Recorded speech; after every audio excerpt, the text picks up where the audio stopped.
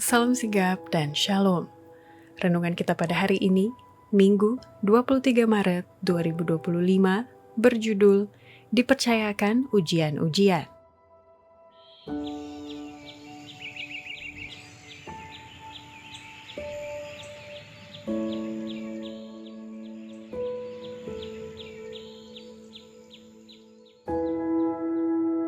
Ayat intinya terdapat di dalam Ayub 1 ayat 8.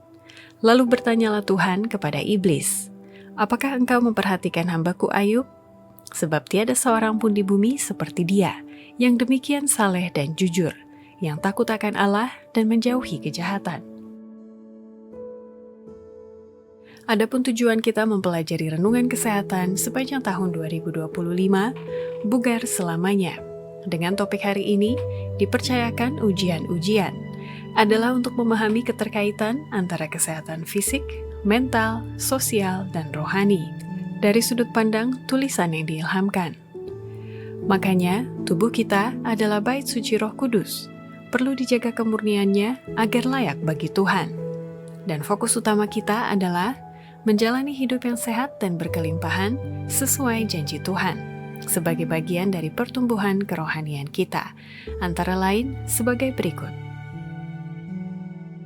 Pertama, bahwa dipercayakan ujian-ujian adalah tanda kepercayaan Tuhan kepada kita. Maka itu, Tuhan mengizinkan ujian terjadi bukan untuk menghancurkan kita, tetapi untuk membuktikan kesetiaan dan keteguhan iman kita. Seperti Ayub, ketika kita diuji, itu adalah bukti bahwa Tuhan percaya kepada kita untuk tetap setia, meskipun dalam kesulitan. Tuhan tidak akan pernah mengizinkan ujian yang melebihi kemampuan kita untuk menanggungnya. Dia selalu memberikan kekuatan untuk mengatasi setiap cobaan. Kedua, bahwa dipercayakan ujian-ujian bertujuan untuk memurnikan karakter kita.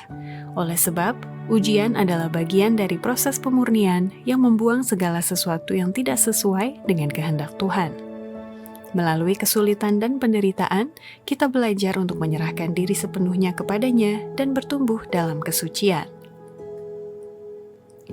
Melalui penderitaan dan ujian, jiwa dimurnikan seperti emas yang diuji dalam api. Tuhan bekerja untuk membentuk kita sesuai dengan gambarnya. Ketiga, bahwa dipercayakan ujian-ujian adalah bagian dari perjuangan besar antara Kristus dan iblis. Maka itu, setiap ujian yang kita hadapi adalah bagian dari konflik besar antara kebaikan dan kejahatan.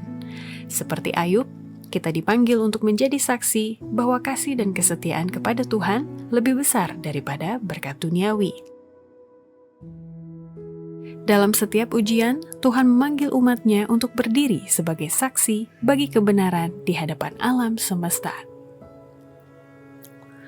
Keempat, bahwa dipercayakan ujian-ujian memperlihatkan bahwa Kristus adalah pembela kita.